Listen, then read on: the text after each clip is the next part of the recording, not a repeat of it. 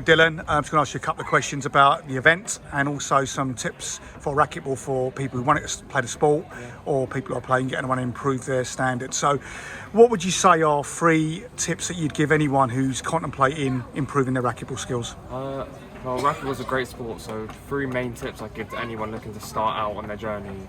Probably go for the first one is find your length. So what you want to do is you want to find your length, you want to vary the pace, so you want to hit the ball hard, but you also know how to float the ball and get them deep in the back corners. I think once you get this part of your game sorted, the rest of it will take care of itself.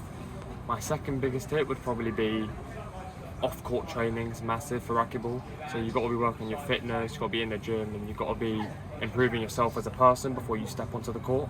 So I think off-court is just as important as on-court. And then my third and final tip is probably develop some attacking shots, because what separates you from everyone is your ability to kill the ball. And most people have this myth that in racquetball you can't kill the ball.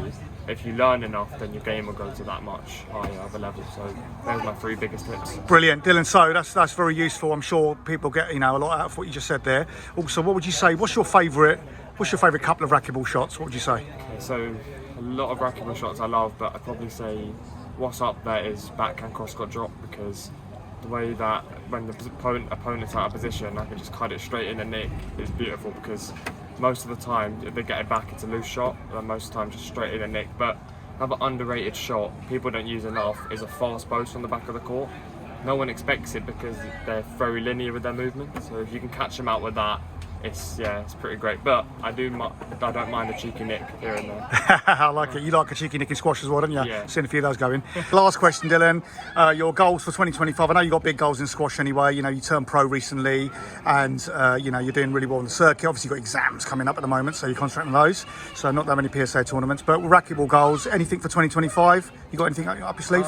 So sort of taking every tournament as it comes, and just playing all these tournaments now from September 2024 has really helped for my especially England selection later this year. So from September should be competing in that, and then socialise with a great group of people, but then just honestly keep fit, because it's going to help my squash in the long run. So it's a brilliant sport, and I encourage anyone out there to play it. Brilliant. Dylan, thanks for your time. Cheers. See you in a bit. Thank Cheers. you.